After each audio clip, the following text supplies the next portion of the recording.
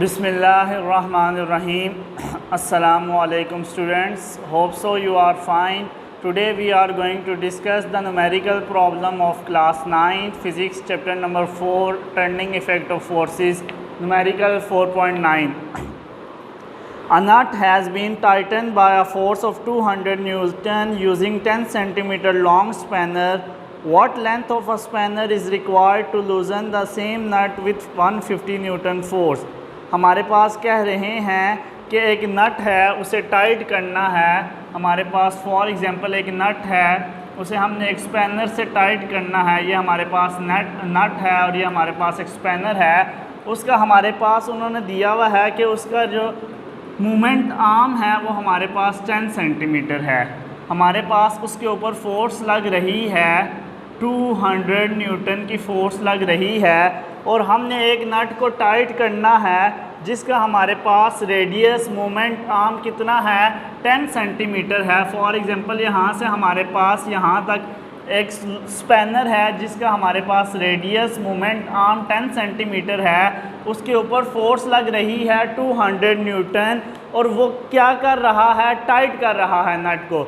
हमने जब principal of movement पढ़ा था टॉपिक, तो उसमें पढ़ा था कि जब भी किसी नट को टाइट किया जाए तो हमारे पास क्या होता है, क्लॉकवाइज मूवमेंट लगता है। और जब हम किसी नट को ओपन करते हैं, फॉर एग्जांपल खोलते हैं, उसके ऊपर कौन सी डायरेक्शन में वो करती है, एंटी क्लॉकवाइज मूवमेंट अप्लाई होता है। अब हमारे पास ये एक नट है, उसे टाइट कर रहे हैं तो इसके ऊपर हमारे पास क्या हो रहा है, एंटी क्लॉकवाइज टॉर्क अप्लाई हो रहा है या एंटी क्लॉकवाइज डायरेक्शन में ये खुलेगा। जब भी कोई नट हम क्या करते हैं, टाइट करते हैं, उसके ऊपर एंटी क्लॉकवाइज मूवमेंट अप्लाई होता है। अब उनका क्वेश्चन क्या है स्टूडेंट्स, क्वेश्चन ये है कि हमारे पास एक नट है एक और, उसके ऊपर फोर्स लग रही है 150 न्यूटन की।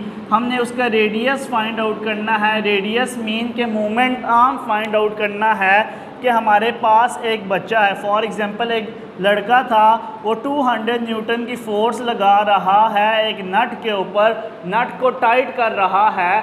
जब भी किसी नट को टाइट किया जाए उसके अंदर क्लॉकवाइज मूवमेंट अप्लाई होता है। उसकी मूवमेंट आर्म कितना था, यहाँ से लेके यहाँ तक का जो डिस्टेंस होता है इसको मूवमेंट आर्म कहते हैं। यहाँ से लेके यहाँ तक का अब मूवमेंट आर्म हमने फाइंड करना है। कह रहे हैं एक बच्चा है, वो 150 न्यूटन की फोर्स अप्लाई कर रहा है। एक हमारे पास नट है, नट को अब क्या कर रहा है, नट को वो क्या कर रहा है, नट को वो खोल रहा है। जब भी किसी नट को हम खोलें तो उसके ऊपर कौन सी मूवमेंट अप्लाई होता है, एंटी क्लॉकवाइज मूवमेंट अप्लाई होता है। इसके ऑपोजिट उसकी डायरेक्शन होगी, मीन्स कि इसकी डायरेक्शन इस तरफ होगी। हमने क्या फाइंड आउट करना है, मोमेंट आर्म फाइंड आउट करना है। मींस के ये R1 10 सेंटीमीटर था, R2 हमने इस केस में फाइंड आउट करना है। फोर्स 2 कितनी है, 150 न्यूटन। स्टूडेंट्स अगेन क्वेश्चन समझ लो कि हमारे पास एक लड़का था, वो 200 न्यूटन की फोर्स लगा रहा था। हमारे पास स्पैनर कितना था, 10 सेंटीमीटर लॉन्ग स्पैनर था। जब वो क्या कर रहा था, इस नट को क्या कर रहा था, इस नट को टाइट कर रहा था, 200 न्यूटन की फोर्स लग रही थी। कह रहे हैं कि हमारे पास अब न्यू फोर्स कितनी लग रही है, 150 न्यूटन की फोर्स लग रही है। हमारे पास जो नट है वो क्या कर रहा है, अब वो नट ओपन कर रहा है। तो आपने ये बताना है कि इसका मूवमेंट आर्म कितना है। हमने ये भी पढ़ा था कि हमारे पास अगर फोर्स कम लग रही हो, अगर फोर्स कम लग रही हो तो हमें पता है कि हमारे पास स्पैनर क्या होगा, लॉन्ग होगा, जिसका मूवमेंट आर्म क्या होता है, ज़्यादा होता है। अगर हमारे पास मूवमेंट आर्म कम हो, जैसे इस केस में मूवमेंट आर्म कम था, फोर्स कितनी लग रही थी, ज़्यादा लग रही थी। इस केस में हमारे पास क्या है, मूवमेंट आर्म अब देखते हैं कितना फाइंड आउट होता है। हमारे पास फोर्स कम लग रही है तो मूवमेंट आर्म क्या होना चाहिए, कम होना चाहिए। तो आए गिवन डाटा लिखते हैं, गिवन डाटा। मूवमेंट आर्म हमारे पास फर्स्ट केस में क्या है, मूवमेंट आर्म जिसको हमने R1 कहा हुआ है 10 centimetre. We have to convert centimetre into metre. हमने जब 10 को मीटर में कन्वर्ट करना है, सेंटीमीटर को 100 से डिवाइड करना है। ये मैं आपको जितनी भी लास्ट वीडियोस बना रहा हूँ बताया हुआ है कि जब भी सेंटीमीटर से मीटर में जाएं, सेंटीमीटर छोटा यूनिट है, मीटर बड़ा यूनिट है। एक मीटर में 100 सेंटीमीटर होते हैं। जब भी छोटे यूनिट से बड़े यूनिट में कन्वर्ट करना होता है तो डिवाइड करते हैं। सेंटीमीटर छोटा यूनिट था, मीटर में कन्वर्ट करना है तो 100 से डिवाइड किया, 0.1 मीटर आ गया।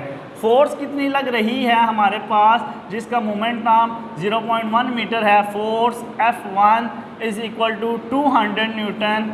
दूसरे केस में हमारे पास फोर्स कितनी है, F2 150 newton. We have to find out moment arm. Moment arm find out करना है R2। मीन्स कि जब इसके ऊपर फोर्स लग रही थी, ये किसी भी नट को टाइट कर रहा था, तो ये मैंने इसका रेडियस लिख लिया है। मोमेंट आर्म 10 सेंटीमीटर था, कन्वर्ट किया 0.1। फोर्स कितनी लग रही थी, 200 न्यूटन। अब मोमेंट आर्म ये हमारे पास क्या हो रहा है, नट को क्या कर रहा है, ओपन कर रहा है, तो anti clockwise moment arm produce होगा। अब हमारे पास फोर्स 150 न्यूटन थी, ये लिख लिया। मोमेंट आर्म फाइंड आउट करना है कि इसका रेडियस क्या है, यहाँ से लेके यहाँ तक का डिस्टेंस क्या है। मैंने आपको ये भी बताया हुआ है कि जितना बड़ा लॉन्ग स्पैनर होगा उतनी फ़ोर्स कम लगेगी। फ़ोर्स कम लगी है तो हमें पता होना चाहिए कि 10 सेंटीमीटर से ज़्यादा इसकी लेंथ होनी चाहिए। फाइंड आउट करते हैं solution. As we know that as principle of movement is equal to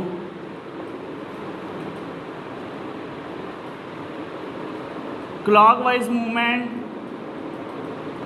is equal to anti-clockwise movement। यहाँ पर मूवमेंट भी लिख लेते हैं।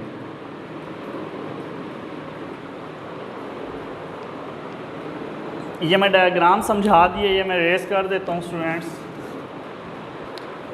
क्लॉकवाइज मूवमेंट हमारे पास क्या था, F multiply by R1 is equal to anticlockwise क्या था, F2 इंटू R2। टॉर्क हमारे पास क्या होता है, R into F means the product of moment arm and force. तो हमारे पास फर्स्ट केस में क्या था, हमारे पास हमने एक नट बनाया हुआ था, इसका मोमेंट आर्म R क्या था, 10 सेंटीमीटर था।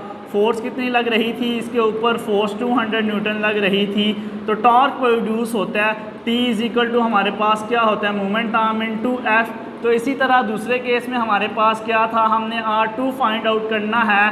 फोर्स कितनी लग रही है, 150 Newton.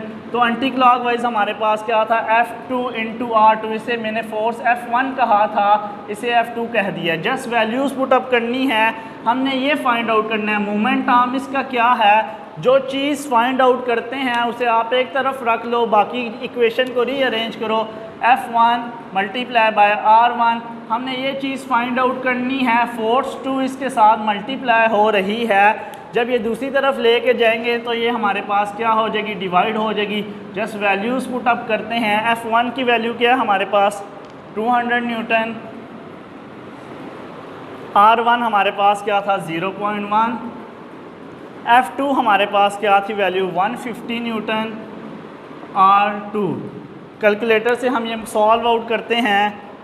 200 Newton multiply by 0.1 divide by 150, तो ये हमारे पास आंसर आ गया स्टूडेंट्स, 0.133 मीटर R2 आ गया। बुक वाले ने इसका रेडियस हमें सेंटीमीटर में दिया हुआ है, तो हम क्या करेंगे, 0.133 मल्टीप्लाई बाय 100 मल्टीप्लाई बाय 100 इसलिए किया हुआ है, जैसे यहाँ से सेंटीमीटर से किस में कन्वर्ट हुए थे, मीटर से, तो डिवाइड किया था। अब मीटर से सेंटीमीटर में जा रहे हैं, बड़े यूनिट से छोटे में जा रहे हैं, तो 100 से मल्टीप्लाई किया है, तो मेरे पास R2 की वैल्यू आ गया 13.33 सेंटीमीटर। इट्स मीन कि हमारे पास जब फोर्स कम लगी है, 150 न्यूटन फोर्स लगी थी, तो हमारे पास जो स्पिनर था उसका मोमेंट आर्म क्या था, 13.33 सेंटीमीटर था, जो कि हमारे पास फर्स्ट वाले स्पिनर से क्या था, बड़ा था। तो हमें पता चल गया है कि जब भी हमारे पास फोर्स कम लगे तो हमारे पास मोमेंट आर्म क्या होना चाहिए, ज़्यादा होना चाहिए। मींस कि हमारे पास इस केस में जो स्पैनर था उसकी लेंथ हमारे पास या मोमेंट आर्म क्या थी, ज़्यादा थी। होप सो आपको ये न्यूमेरिकल समझ आ गया होगा। अगर आपको कोई भी डिफ़िकल्टी हुई तो आप मुझे कमेंट में मेंशन कर सकते हैं। Thank you so much. अल्लाह हाफिज़।